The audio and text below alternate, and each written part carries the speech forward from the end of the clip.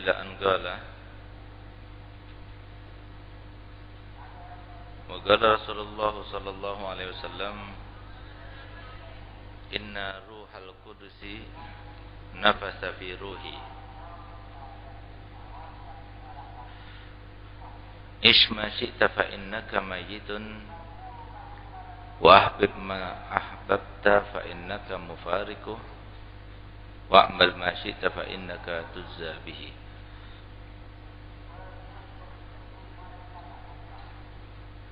Nabi SAW berkaitan dengan ketakwaan bersabda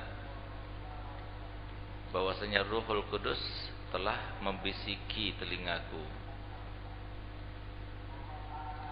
Yang dibisikinya itu adalah isma syi'ta fa innaka mayyitun. Silahkan kamu berangan-angan hidup berapa saja, tapi ketahuilah engkau pasti akan meninggal.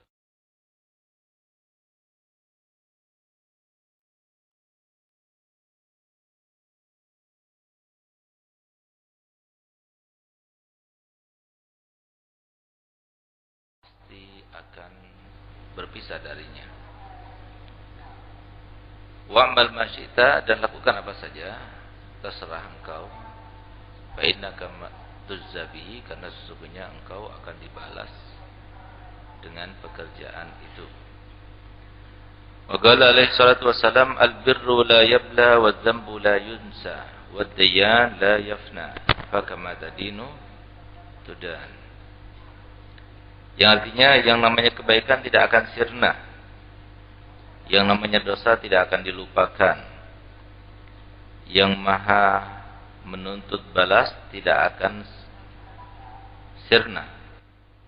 Fakama tadinu, maka sebagaimana kau berbuat, tudan, kamu akan dibalas sesuai dengan perbuatannya.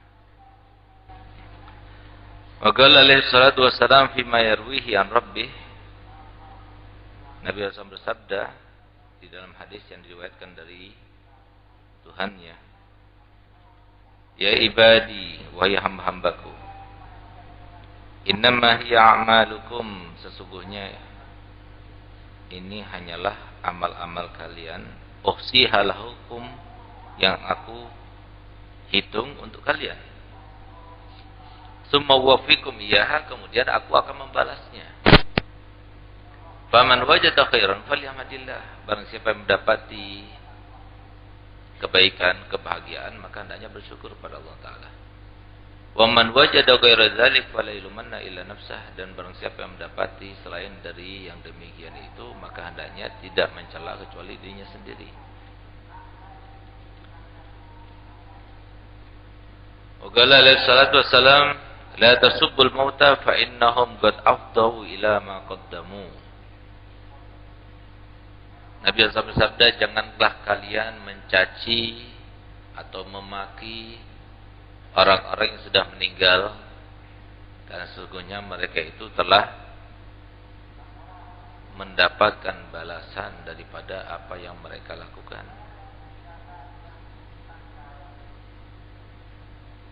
Jadi maksudnya hadis ini adalah orang yang sudah meninggal itu janganlah engkau maki karena kezalimannya. Dia dulu suka memaki, menghina, mencela. Jangan engkau caci lagi, sekarang sudah meninggal. Karena kau sudah meninggal, tanpa kau caci pun, tanpa kau maki pun, dia sudah akan mendapatkan balasan setimpal. Gitu. Nah, jadi jangan disiksa di atas siksa, jangan dihina di atas hinaan, karena dia sudah terhina sekarang ini. Ini semua hadis-hadis yang disebutkan menunjukkan kepada kita agar supaya kita mawas diri, agar kita selalu bermuhasabah, agar kita ketika akan bertindak pikir-pikir dulu gitu loh. Jadi sebelum kita berbuat, kita pikir-pikir dahulu. Karena apa? Semua perbuatan kita larinya kepada kita. Semua perbuatan kita, baik merupakan tindakan yang baik, ucapan yang baik, atau sebaliknya, tindakan yang buruk, tindakan yang jahat, atau perkataan yang keji, itu semua itu kembali kepada kita. Nah, Jadi kalau kita itu biasa bertindak dengan keburukan, kejahatan, kezaliman kepada orang lain, pasti kita akan sengsara. Nggak mungkin luput. Cari di dunia yang kalian kenal orang yang jahat kemudian hidupnya bahagia. Nggak bakalan. Sebagaimana cari orang yang baik kemudian hidupnya susah.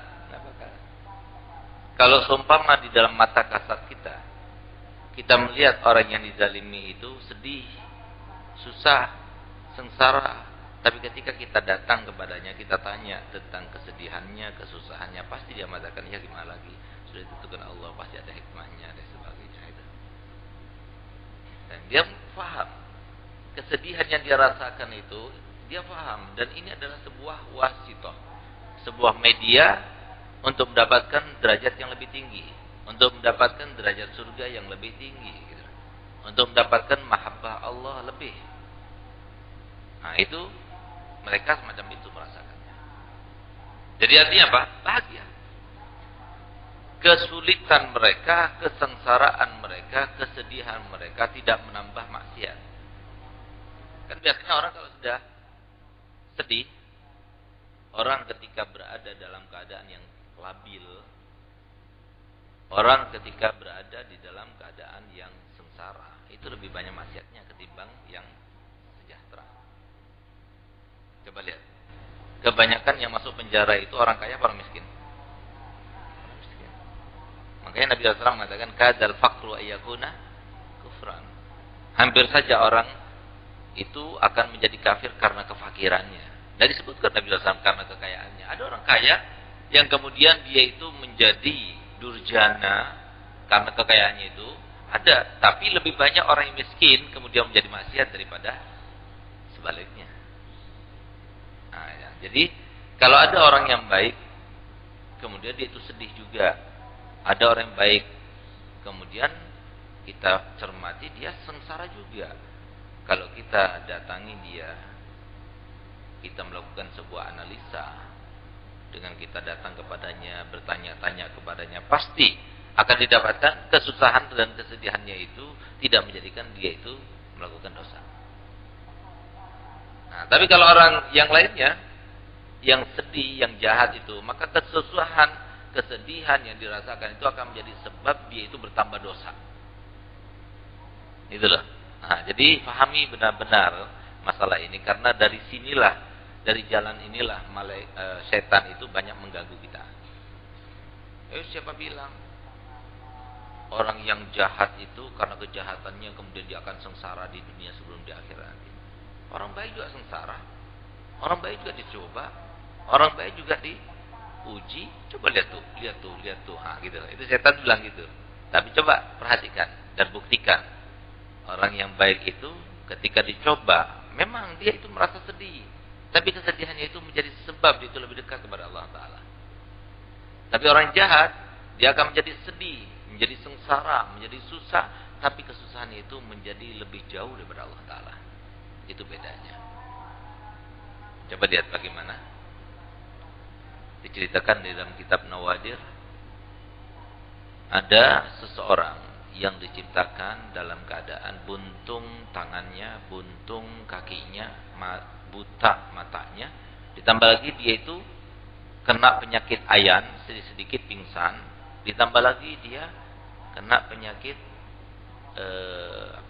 koreng. Koreng itu ada ulatnya. Subhanallah. Ketika ada seorang yang soleh melihatnya, dia cermati, dia amati, masa dia itu berkata begini? Berdoa dengan doa yang disunnahkan bagi orang ketika melihat seseorang yang terkena musibah pada agamanya maupun pada badannya, untuk berdoa dengan doa diajarkan Nabi. Apa itu? Alhamdulillahilladzi afani mimma ibtalahu bihi wa faddalani ala katsirin min khalqika tafdila. Ya Allah, segala puji bagi Engkau yang telah memberikan aku kemuliaan melebihi daripada orang lain itu, dan aku telah diselamatkan daripada penyakit itu. Sehingga dia heran, loh, aku melihat semua kesengsaraan ada pada dirinya. Dia buta, gak punya tangan, gak punya kaki, ayanan, Udah itu tambah lagi ada korengnya, setiap korengnya ada ulat-ulatnya. Jadi seakan-akan semua musibah ada pada dirinya. Kok bisa dia itu ngomong gitu gitu? Seakan-akan orang lain yang tertimpa cobaan itu. Subhanallah, kemudian ketika itu dia pingsan kan, ditaruh di pangkuannya orang soleh. Ketika dia bangun, siuman dari pingsannya dia katakan, Galia Fuduli, wahai orang Fuduli. Tahu Fuduli? Yang pengen tahu itu. Fudul itu namanya. Dan sifat penasaran itu bukan sifat yang baik. Kecuali kalau sifat penasaran itu berkaitan dengan kebaikan Allah, rahmat Allah, itu nggak apa-apa. Tapi kalau berkaitan dengan manusia, ada orang kumpul-kumpul berkerumun di situ. Yang timbul di dalam diri kita apa? Pengen ke sana, ada apa? Ngapain kumpul-kumpul? Ya kan? Ada orang ngomong-ngomong, kita mendekat, ada apa? Ngomong apa? Atau kita ya nggak ngelihat, tapi telinga kita buka lebar-lebar. Ya kan? Nah, itu fuduli namanya. Nggak bagus seperti itu. Karena akan merendahkan kita. Orang kalau sudah dicap sebagai fuduli itu rendah. Memang sifat manusia itu selalu diciptakan dengan basicnya itu adalah penasaran, sifat penasaran. Sampai-sampai Nabi kita Muhammad SAW bersabda, "Lau mana'tukum an fastatil ba'ra lafatattumuha." Kalau sumpah aku larang kalian, awas ya, jangan dipitas ya, tainya kambing itu ya. Pasti kalian akan pitas. Karena penasaran, kenapa ya dilarang Nabi? Jangan ada apanya di dalamnya. Itu sifatnya manusia. Penasaran. Jadi kalau ada, apalagi perempuan ya, apalagi perempuan paling nggak bisa penasaran, paling nggak bisa megang rahasia. Pada ada rahasia itu, jadi di dalam hatinya itu seakan-akan membludak, pengen keluar cepat. Nah, kalau keluar dosa. Nah, terus gimana caranya? Caranya adalah kamu pergi ke bantal, ya, kamu taruh bantal kamu itu di wajahmu, udah itu ngomong cerita ke bantal, sampai ada yang dengar tapi. Nah, dengan begitu puas sedikit. Jadi biar enggak terobsesi dengan setan, itu maksudnya. Kalau enggak dosa terus. Makanya kan, kalau rahasia itu ada pada wanita, maka jangan anggap rahasia lagi. Pasti akan menyebar. Bukan Ustadz yang ngomong ini. Jangan sampai katakan, wah Ustadz kok mojok-mojokkan perempuan terus. Ustadz nggak pernah mojok perempuan, tapi Ustadz ingin memberitahukan tentang kejelekan perempuan karena kalian perempuan. Dengan kalian tahu dengan kejelekan perempuan, kalian akan berhati-hati untuk menjaga supaya kalian jangan termasuk yang semacam itu. Itu maksudnya. Arifu syarra la li syarri walakin litawaggi faman lam ya'rifun nas wa man lam ya'rifu syarra minan nasi yaghafi. Yang artinya aku itu mengetahui kejelekan bukan untuk menjadi orang jelek. Tidak, tapi aku mengetahui kejelekan itu untuk supaya aku berhati-hati. Karena biasanya orang yang tidak tahu dengan kejelekan, suatu kejelekan itu, maka biasanya dia itu akan terjerumus ke dalamnya. Itu maksudnya. Ada 3 hal. Kata Nabi SAW, salatun. Ada 3 sifat. Daripada sifatnya kaum Bani Israel atau kaum Yahudi yang ada pada diri perempuan.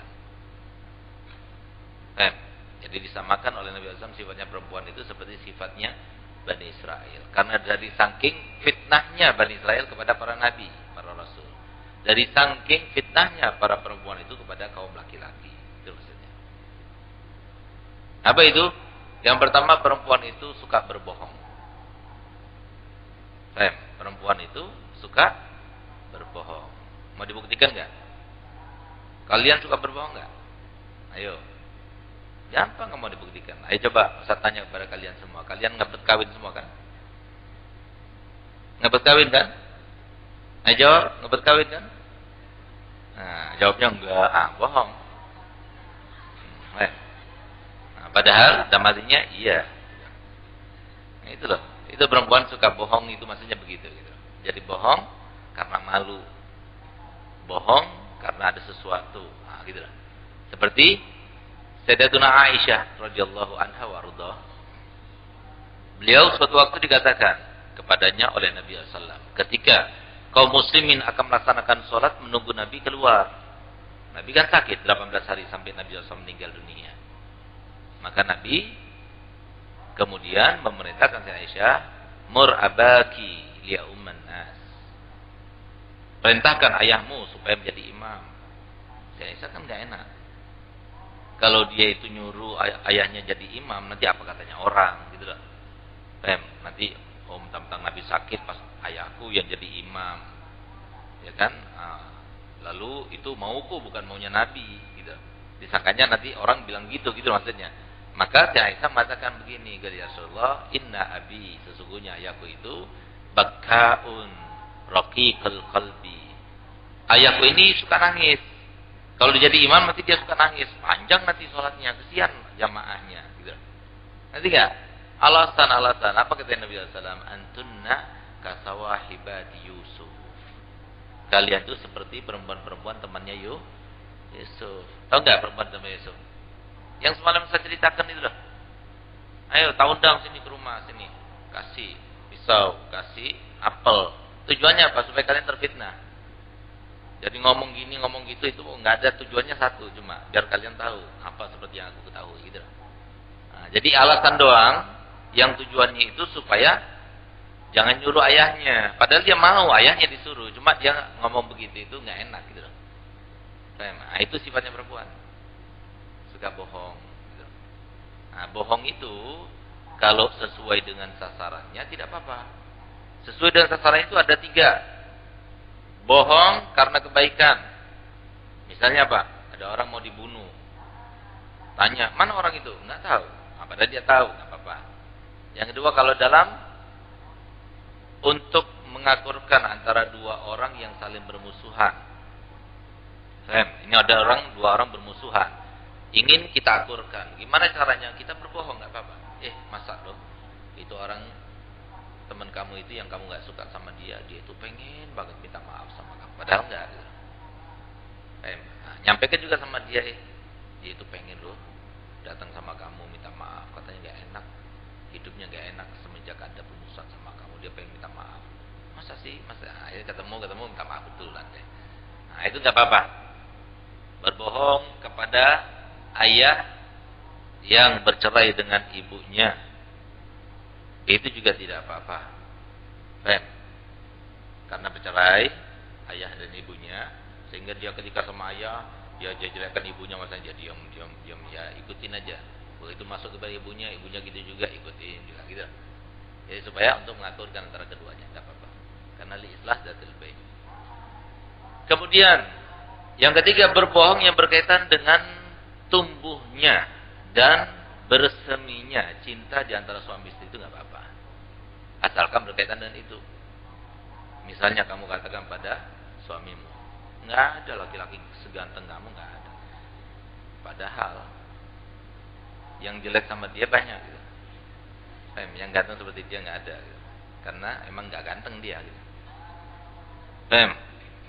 Misalnya dia mengatakan, aku yang menjadikanku itu tertarik sama kamu adalah wajahmu yang imut-imut itu loh. Padahal mukanya lonjong kayak imut-imut gitu.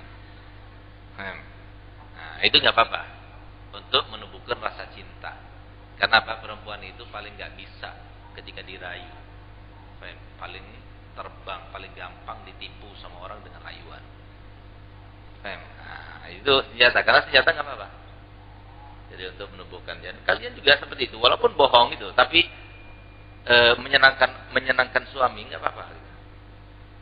Nah, kamu nggak pengen keluar tak? Enggak, anak pengen berdekatan selalu sama engkau. Padahal dia suaminya suka marah terus. Padahal dia pengen bang suaminya pergi-pergi terus. Nah, cuma dia bohong gitu. Nggak apa-apa, menyenangkan suaminya. Nah, begitu pula Jabr Khatir, itu nggak apa-apa Jabr Khatir. Jabr Khatir itu menyenangkan orang lain. Nggak apa-apa tak kamu itu datang ke rumahku dalam keadaan seperti enggak apa, seneng aku di rumahmu, seneng, padahal nggak seneng. Nah, jadi dia ke rumahnya panas, nggak ada kipasnya, nggak ada AC-nya. Nah, kemudian dia bilang, maaf ya panas, enggak kok enak kok, nggak panas, malah enak banget, nggak seperti rumah-rumah yang lainnya. Nah, nggak seperti rumah yang lainnya karena rumah yang lainnya ada kipasnya gitu. Nah, jadi itu nggak apa-apa, ya. Nah, terus yang kedua, sifatnya perempuan yang sama dengan Yahudi adalah mereka itu tidak bisa bisa pegang amanat. Artinya apa? Suka mengkhianati. Nah, jadi ini sifat dasar ya, sifat basic. Setiap perempuan seperti itu, kecuali kalau dia itu mujahadah. Sifat perempuan itu semuanya asalnya seperti itu, kecuali kalau dia itu melawan. Gitu lah. Yang baik apa? Yang baik yang melawan, seperti yang disebutkan dalam Al-Qur'an, qad aflaha man wa qad khaba man. Nah, itu maksudnya. Walladzina jahadu fina lanahdiyannahum. Nah, itu. Jadi yang melawan. Jadi jangan diikuti. Yang begitu jangan diikuti, harus lawan. Nah, karena memang kalian itu fitnah. Di antara fitnahnya apa? Allah ciptakan kalian seperti ini, gitu. Nah, kan beda. Ngelihat wajah kalian sama ngelihat tembok sama enggak? Hah? Sama enggak? Nah, ya enggak tahu kalian karena kalian enggak bisa ngelihat diri kalian sendiri. Ustaz yang bisa ngelihat. Lawan jenisnya, bukan sejenisnya. Ya beda. Megang tangan kalian sama megang tangannya laki-laki, beda. Tangannya perempuan itu halus, mulus. Laki-laki kasar. Nah, terus melihat lekuk tubuh kalian beda sama lihat lekuk tubuhnya monyet gitu. Padahal monyet itu terbuka, ya kan? Badannya nggak pakai baju kan, tapi beda gitu. Itu loh maksudnya. Jadi memang Allah Ta'ala ciptakan di dalam diri kalian itu sesuatu yang melalaikan. Sesuatu yang melalaikan. Makanya kan Nabi SAW bersabda, An-nadratu sahmun masmum min sihamil iblisil marjum. Jadi yang namanya melihat, memandang, itu adalah sebuah panah yang beracun daripada panahnya iblis yang terkutuk itu.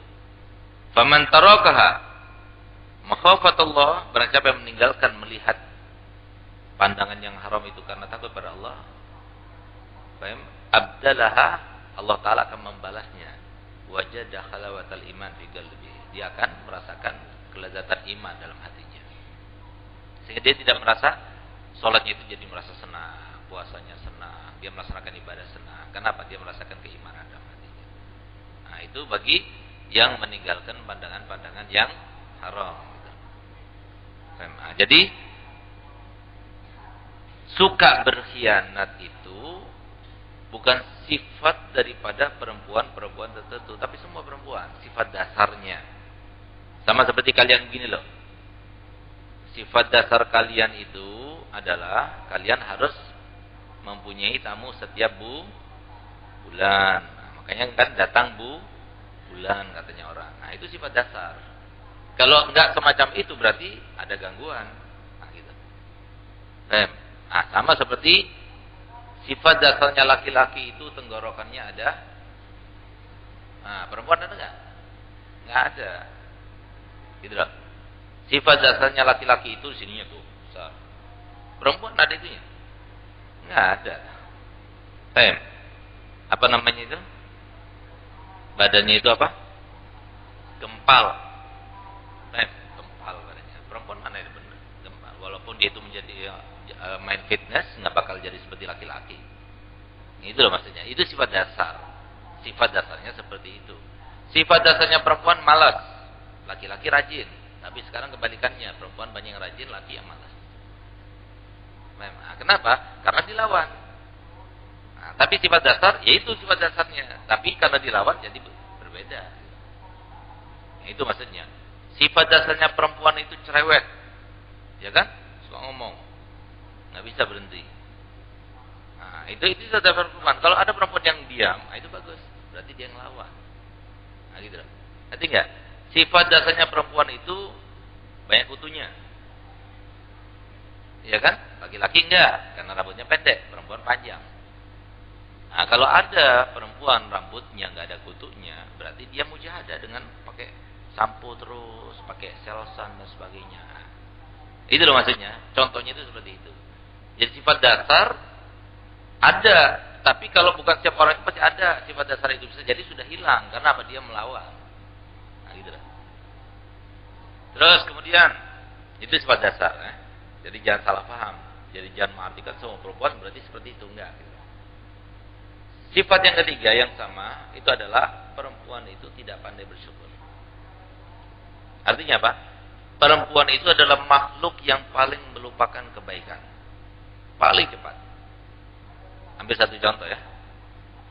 Ustadz paling sering ketemu sama murid Ustadz yang setelah dia itu kawin, setelah sekian lama dia itu melupakan gurunya. Itu lebih banyak daripada laki-laki. Nah, berbagai macam dalih, berbagai macam alasan. Walaupun kita carikan alasannya mungkin dia begini, tapi kebanyakan yang terjadi itu dari perempuan. Jadi perempuan itu mudah sekali untuk melupakan kebaikan. Karena apa? Di dalam ciptaan dasar dari para perempuan itu, di situ ada hormon-hormon tertentu. Perempuan itu ketika mendapatkan kebaikan itu ada hormon yang keluar, tapi sedikit.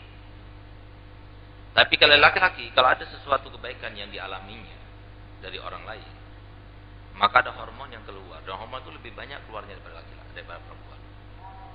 Sebaliknya, kalau perempuan itu mendapati suatu kejadian atau suatu pengalaman yang buruk, akan keluar hormon yang lebih banyak daripada laki-laki. Laki-laki enggak. Kalau dia mendapatkan pengalaman yang buruk, maka hormon yang sejenis itu keluar, tapi sedikit. Tidak banyak. Nah, maksudnya apa? Gini loh. Perempuan itu kalau berhadapan dengan kebaikan orang lain, itu gampang melupakannya. Atau tidak pandai bersyukur. Itu perempuan.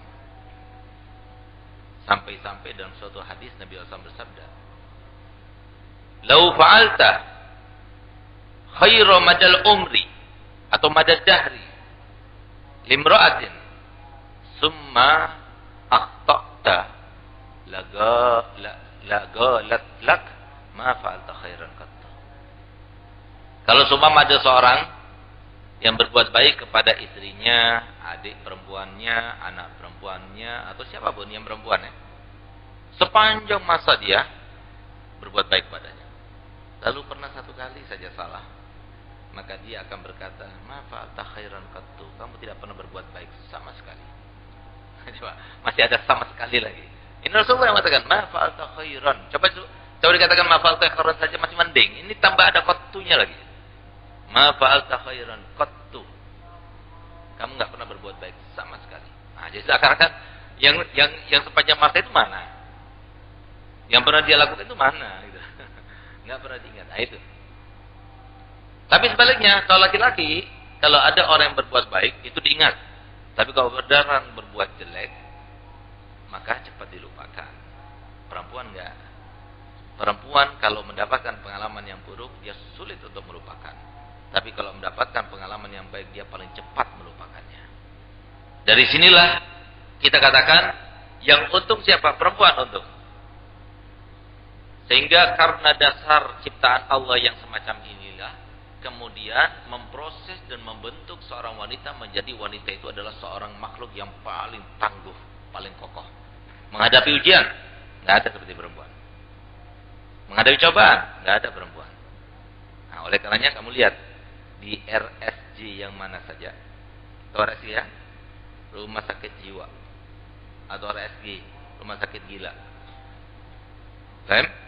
Di mana saja kamu lihat, silakan buka internet boleh untuk membuktikan. Dan silakan kamu jalan. Kalau kamu jalan dari Pasuruan ke Bangil saja, mungkin ada orang gila itu 11 orang paling sedikit. Dari saking banyaknya. Karena apa jumlahnya orang gila sekarang di Indonesia sudah overload. Overload. Melebihi batas. Karena harusnya 1000 orang satu gilanya. Gitu loh. Ini sekarang lebih.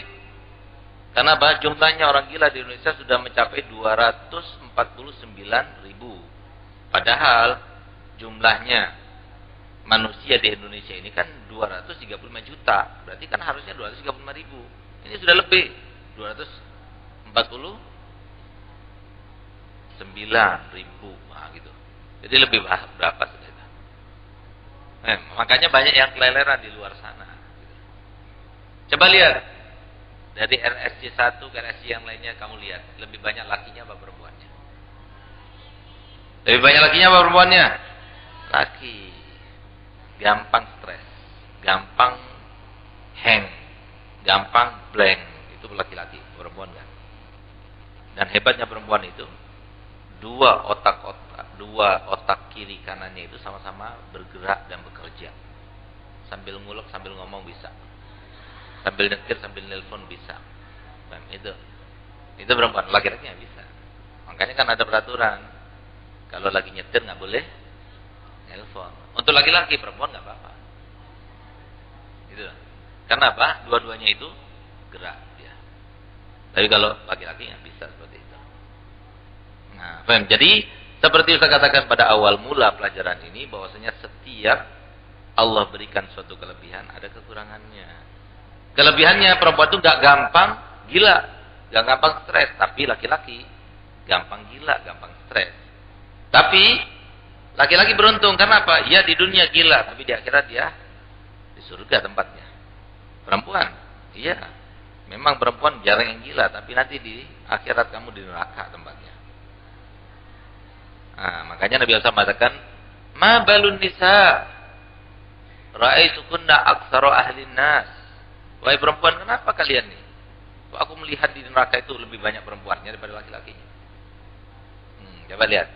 Silahkan kalian buat sebuah penelitian di rumah kalian, enggak usah di luar-luar, di rumah kalian.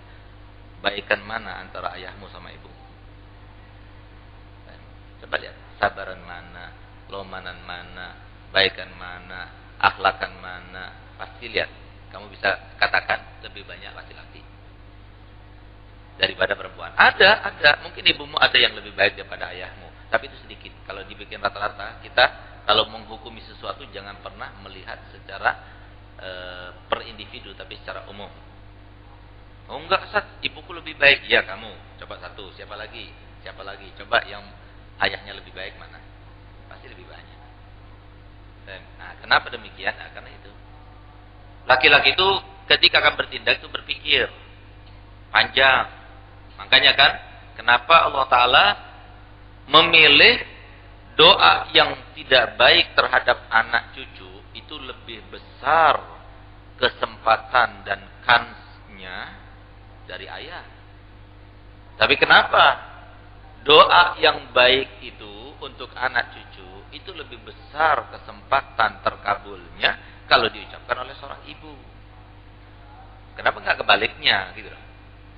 Nah, rahasianya itu adalah karena seorang laki-laki itu kalau sampai keluar dari mulutnya suatu doa yang tidak baik kepada anak ataupun cucunya, itu sudah kelewat batas banget. Sudah lewat batas banget, baru dia itu akan keluar. Yang semacam itu dari saking hawasnya, dari saking gak kuatnya. Tapi kalau perempuan nggak sampai ke situ, sudah biasa keluar.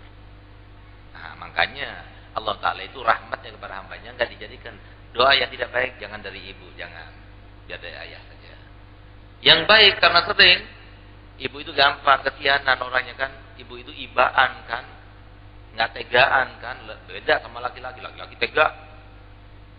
Makanya mukul itu harusnya kepada laki-laki, seorang ayah, seorang ustadz yang mukul gitu. Jangan ibu. Apalagi sekarang ini ayah mukul, ibu juga mukul. Habis pukul situ, pukul lagi sana ya.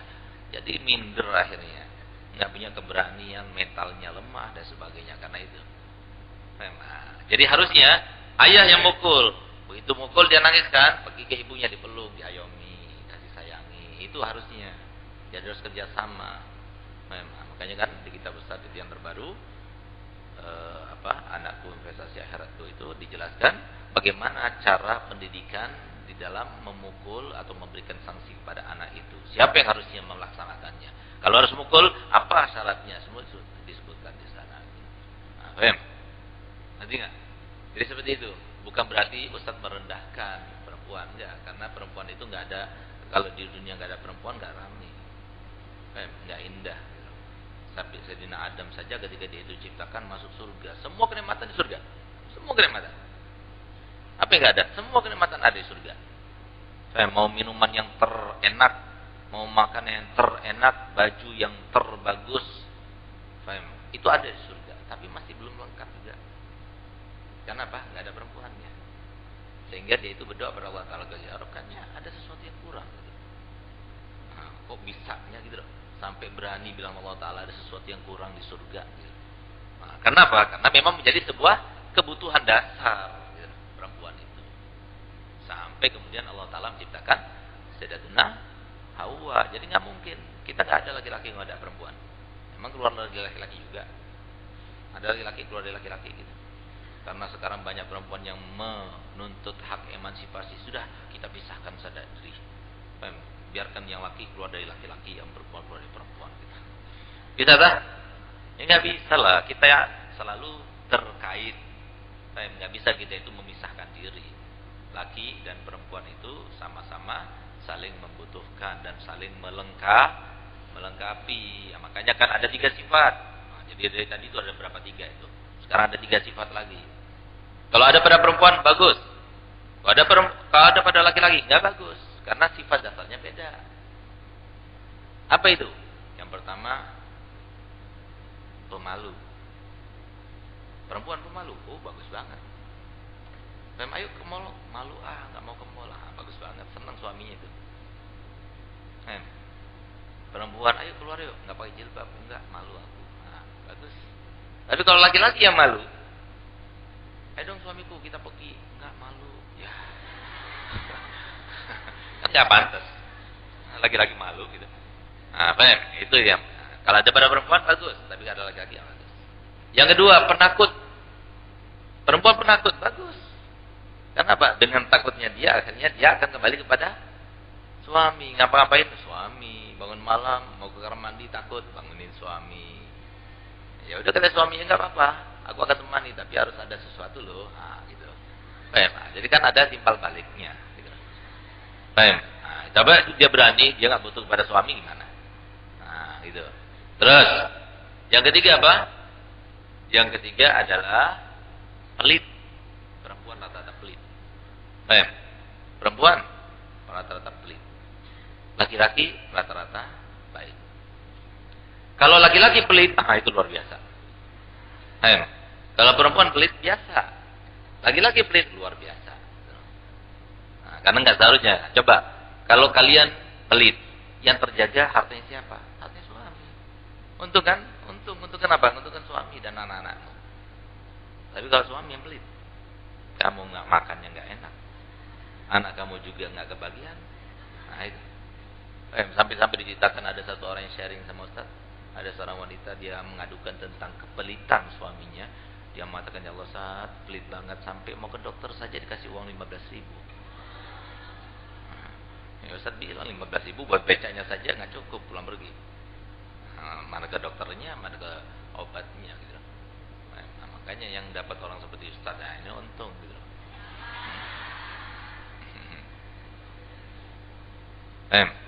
Jadi seperti itu. Kenapa? Orang yang seperti Ustaz, bukan Ustaz, yang seperti Ustaz. Kenapa? Orang yang punya ilmu. Orang yang punya ilmu. Karena di dalam hidup kita harus sesuai dengan tuntutan ilmu. Di antara ilmu yang menuntut kita untuk berbuat baik itu adalah Nabi SAW bersabda, ma akraman nisa illa karim, wa ma ahanahunna illa laim. Tidak ada seorang pun yang muliakan perempuan kecuali orang itu mulia sisi Allah. Siapa pun perempuan yang mana saja, kita harus menghargai. Makanya Ustaz paling senang sama orang gila yang perempuan. Bukan berarti wah asik kesempatan nih orang gila perempuan gitu. Enggak. Justru kesian. Kalau perempuan yang gila itu kesian. Kalau laki gila biasa. Ya kalau perempuan gila itu luar biasa. Lebih kesian, lebih perempuan sudah manula, sudah tua itu. Ya, nah itu kita lebih kesian. Ada orang minta laki perempuan. Ustaz lebih senang ngasih perempuannya daripada laki-laki. Nah, gitu. Kenapa? Kalau kita ingin tahu kita ini seseorang yang mulia di sisi Allah atau tidak, gampang. Bagaimana cara mengetahuinya? Lihat pada istri kita. Tanya pada istri kita.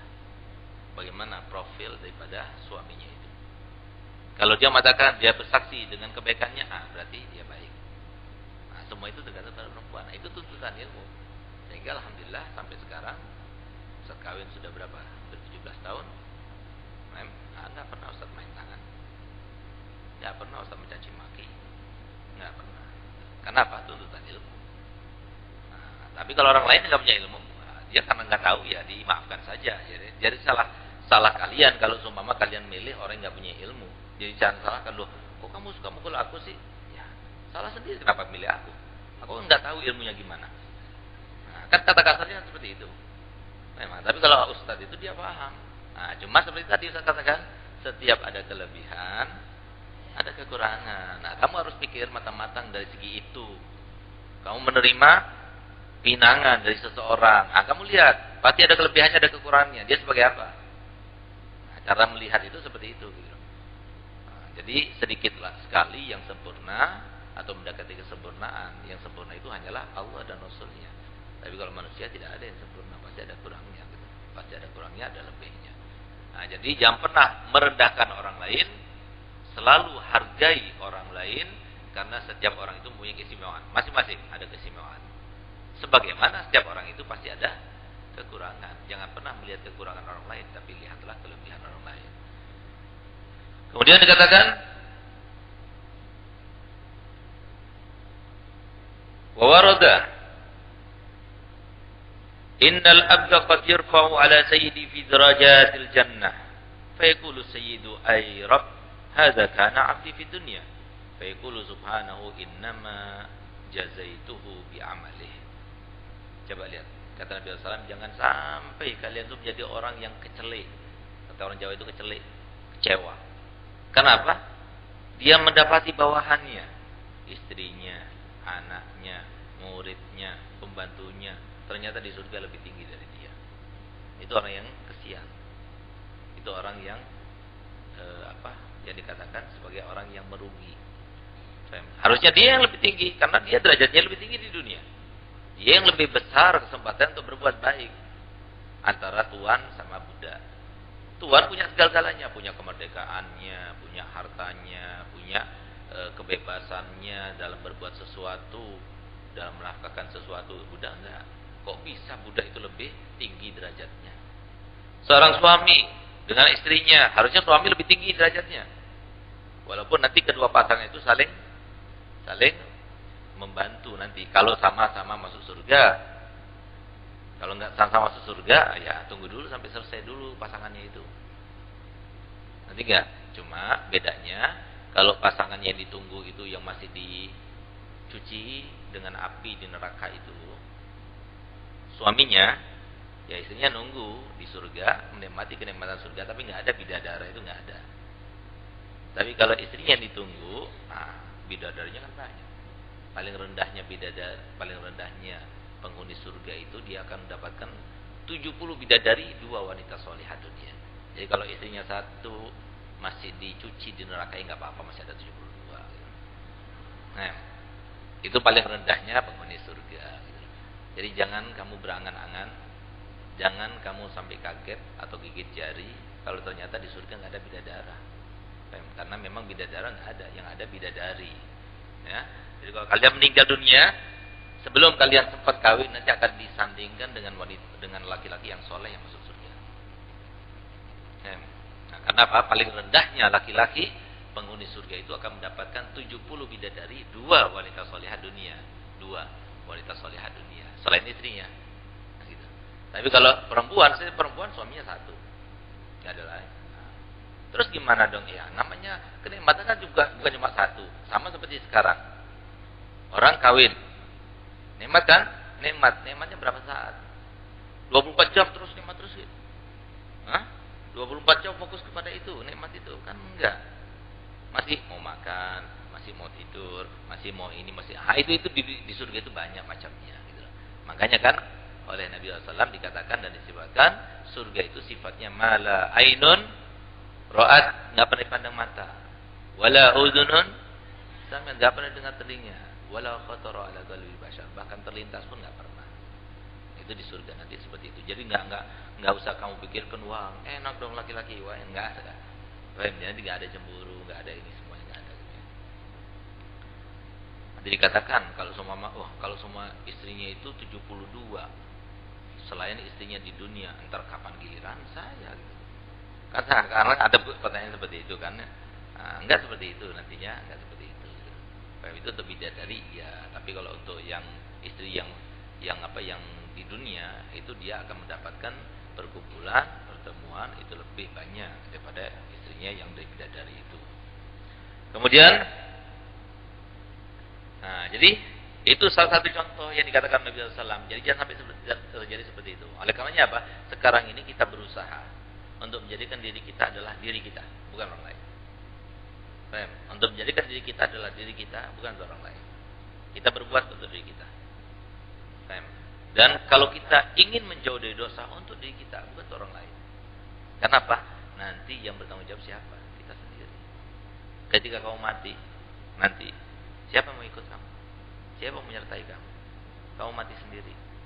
Nanti ketika ditanya oleh Munkar Nakir, siapa yang akan menyertai kamu? Siapa yang akan menjawabkan untukmu? Enggak ada, kamu akan jawab sendiri. Ketika kamu dihisab oleh Allah Ta'ala di yaumil hisab, siapa yang akan membantu kamu? Enggak ada, hatta Nabi enggak bisa bantu. Ketika Sayyidah Aisyah bertanya kepada Rasulullah, ketika kami di padang mahsyar, di mana kami akan mencari kamu? Di mana kami akan mencarimu? Apa jawab Nabi Muhammad? Di mana saja kau cari aku, kau akan dapatkan aku. Kecuali dalam 3 hal. Dalam 3 hal jangan cari aku. Apa itu? Ketika kau menerima kitabmu, jangan cari aku. Aku enggak bisa membantu. Kemudian, ketika engkau sedang dihisab oleh Allah Ta'ala, jangan cari aku. Engkau sendiri yang hisab. Dan ketika engkau akan melewati sirat, jangan cari aku. Jadi, artinya apa? Ketika kamu itu meninggal dunia, meninggalkan sendirian. Makanya akan biasakan diri kita itu untuk melakukan sebuah terapi kematian. Jadi terapi itu bukan hanya terapi kesehatan, terapi kecantikan, tapi juga ada terapi kematian. Baru dengar? Udah pernah dengar lah? Nah, ada terapi kematian. Gimana terapi kematian? Terapi kematian itu begini. Kalau kamu tidur kan bantalnya taruh di mana? Di bawah kepala apa di atas kepala? Bawah kepala kan? Nah, nanti sebelum tidur bantalnya taruh di atas kepala. Taruh di atas muka kamu. Udah itu pegang kuat-kuat. Kalau bisa minta bantuan suamimu nanti. Tapi kasih tahu dulu aja, nggak terusan, takut mati beneran. Untuk apa? Ketika kamu sudah membekap wajah kamu, yang terjadi apa? Kamu nggak bisa bernafas, ya kan? Tahan terus, nggak kuat, tahan terus. Apa yang terjadi? Di saat itu yang terpikirkan dalam pikiran kami itu apa? Uang kamu yang di rekening, anak kamu, istri kamu, yang mana yang dipikirkan? Yang dipikirkan cuma satu, apa itu? Gimana caranya supaya aku lepas daripada bekapan ini? Begitu pula nanti ketika kita meninggal, nggak ada yang kita pikirkan lagi kecuali amal kita yang mana bisa menyelamatkan aku. Pikirkan dari sekarang. Nah, kamu itu berbicara setiap hari 2 kali 3 kali lipat daripada bicaranya laki-laki. Laki-laki itu bisa berbicara dari 1000 sampai 7000 kata setiap hari. Kalau bukan ustadz ya, bukan seorang pengajar, seorang dai. Kalau seorang dai kan ngomong terus. Bisa jadi kayak perempuan juga gitu. Tapi perempuan bisa jadi sampai 3 kali lipatnya. Jadi kalau laki-laki itu 7.000, perempuan 21.000 bisa satu hari. Kenapa? Karena kebutuhan pokok bagi perempuan itu ngomong. Lah iya, lihat coba. Kalau nggak ngomong kayaknya nggak enak gitu. Jadi kalau sudah ustadznya belum datang aja, kadang ustadznya lagi ngomong, lagi ngajar ngomong, ya Allah. Nggak paham dia bahwasanya yang semacam ini bikin beda umur. Bikin gak barokah harta dan hidup serta umur. Nah, Nabi SAW sudah menjelaskan, hati-hati ngomong di majelis. Ngomong di majelis itu pendekkan umur dan membuat harta itu tidak barokah dan kehidupannya tidak bahagia. Kalau seumpama kamu lakukan itu, kemudian kamu dapatkan seperti yang dikatakan oleh Nabi, jangan salahkan siapa-siapa. Tadi kan sebutkan falahilumanna illa nafsah, dia sendiri yang bikin, dia sendiri yang mengibatkannya. Jadi tahan-tahan. Mau ngantuk, jangan ngantuk. Ini masih taklim, anak nggak mau ngantuk. Gitu. Nggak kuat nahannya, cabut bulu hidung. Itu nanti mujahid itu seperti itu, dilawan. Jangan mau kamu itu kalah kepada hawa nafsu kamu, enggak. Qad aflaha man zakkaha. Jadi beruntung mereka itu yang melawannya itu, yang berusaha membersihkannya itu. Nah, gitu loh maksudnya. Nah, jadi di saat itu kita yang bertanggung jawab, bukan orang lain. Rugi kita. Oh, suamiku kan ustaz. Oh, ayahku kan ustaz. Nah, jangan lihat sama orang lain. Allah Ta'ala sudah menegaskan dalam Al-Quran, yauma yafirul mar'u min akhi wa ummihi wa abi wa sahibatihi wa bani likulli imri'in minhum yawma idzin. Semua Nggak ada pikiran. Ingat sama istri, ingat sama anak. Nggak ada. Al-akhillau yawma idzin ba'duhum li ba'din adu. Yang saling mencintai di dunia, saling mengasihi di dunia, nanti kelak di padang mahsyar satu dan yang lainnya saling memusuhi. Illal muttaqun, kecuali yang bertakwa. Nah, perhatikan itu. Jangan mau dipermainkan sama setan itu. Yang bikin kita itu jauh dan lupa daripada yang semacam itu kan apa? Setan. Nah, kita kalau tahu ilmunya, kalau kita banyak asupan daripada ilmunya Nabi Muhammad SAW, kita paham, oh ini setan, oh ini ya ini. Tapi kalau orang nggak tahu, dan kebanyakan orang di sana nggak tahu, sehingga mereka berani ngambil hartanya orang lain, berani korupsi, berani begini, berani mencela orang lain, seakan-akan dia itu yang menentukan nasibnya sendiri di akhiratnya. Kita ditentukan Allah yang menentukan. Kalau kita berbuat dosa, ya pasti tulis dosa. Nggak bisa kita akan hapus, gimana kan ngapusnya? Kalau bukan dari Allah juga. Nah, jadi perhatikan itu ya. Nah, dipikirkan baik-baik sebelum bertindak itu. Hasibu anfusakum qabla an tuhasabu. Wa qala Al-Hasan Al-Basri rahimahullah taala, yaqulu Allahu li ahli jannah udkhulul jannata bi rahmati wa khludu fiha bi niyatikumus salihah waqtasimuha bi a'malikum. Ajib. Lihat bagaimana kata Imam Hasan Basri, nanti Allah taala akan berkata kepada ahli surga, masuklah kalian semua ke dalam surga, itu karena rahmatku. Maksudnya kalian dalam surga karena rahmatku. Kalian semua ini berada di pondok Darul Dakwah itu karena rahmatnya Allah. Bukan karena usaha kalian, bukan karena omongan orang lain, ya, karena rahmatnya Allah. Harus bersyukur kepada Allah. Kemudian, wahludu fiha biniyatikum salihah. Kalau kita itu akan kekal nanti di akhirat. Kekalnya itu karena kita selalu berniat baik. Niat baiknya itu kok bisa ada dalam diri kita? Karena Allah lagi. Kemudian, waqtasimuha bi'amalikum. Sedangkan surga itu kan dibagi-bagi oleh Allah Ta'ala. Bukan satu jenis seperti perumahan begitu sama semuanya, enggak. Beda-beda. Ada surga yang lebih bagus, ada surga yang biasa, ada surga yang apa? Yang kelas basic, kelas standar gitu. Sama seperti hotel, ada standar, ada lux, ada apa lagi? Suite apa? Junior, ada suite room, ada president suite. Nah, gitu. President suite itu kalau di Hyatt hotel di Surabaya itu satu malamnya 20 juta. Nah, itu bintang 7 itu. Nah, itu seperti itu, surga seperti itu. Itu pilih yang mana? Oh, Ustaz, anak kalau di surga yang yang president suite itu anak kurang suka. Kenapa? AC-nya terlalu dingin misalnya. Mau bilang gitu tak? Ya rugi kamu. Merugi, ambil yang makanya yang nggak biasa pakai AC itu, yang nggak mau, yang nggak suka pakai AC itu, biar takutnya dia itu memang diciptakan jadi orang yang nggak punya. Nah, yang senang sama AC, yang senang gitu loh. Kasih AC dingin nggak mau. Gitu. Maunya panas, kan bikin repot orang gitu. Nah, kita kan di waktu kuliah itu ada berapa orang kita? 11. Ada satu yang nggak suka AC. Nanti kalau udah kedinginan dimatiin, kan bikin sengsara orang banyak. Biasain. Yang enak-enak itu dilaksanakan, dirasain. Yang nggak enak nggak apa-apa dijauhin gitu. Seperti apa makan jengkol, nggak enak jangan mau. Karena bikin sengsara orang lain. Kalau kentut kamu gimana? Bau. Masuk kamar mandi kencingnya bau. Nah, yang kayak gitu jadi makan. Karena bikin sengsara orang lain. Nah, tapi kalau bikin senang orang lain, jangan dicegah. Biasakan diri kamu untuk melakukannya. Wa ma dzakartu min al-adillah ala wuqu'il majazah aradtu bihi tambi. Kenapa aku sebutkan hadis-hadis yang menentukan bahwasanya setiap perbuatan itu ada balasannya, supaya kalian itu mendapatkan peringatan. Wa illa fa huwa amrun ma'lumun lil khas wal 'am. Padahal itu ada sesuatu yang sangat diketahui bagi orang khusus maupun orang awam. Ma'rufun la yakadu yahfa hatta 'alal aghbiya min awam. Jadi sangat terkenal sampai hampir saja tidak samar walaupun kepada orang yang bodoh daripada orang awam. Jadi kita minta kepada Allah Taala semoga kita yang sangat sadar menjadi hamba-hamba Allah yang sangat sadar bahwasanya setiap manusia itu akan diganjar dengan perlakuannya. Semoga kita termasuk yang selalu bertindak dengan baik, berniat dengan baik, berucap dengan baik, mind thinking kita juga baik, sehingga tidak mendapatkan balasan-balasan yang tidak baik. Dan semoga kita semuanya termasuk yang dimudahkan Allah Ta'ala untuk berakhlakul karimah, berakhlak dengan akhlaknya Nabi Muhammad SAW, sehingga kita termasuk dicintai oleh penduduk bumi maupun penduduk langit. Ala hadin yakunatin salihah wa ala man al-Fatihah.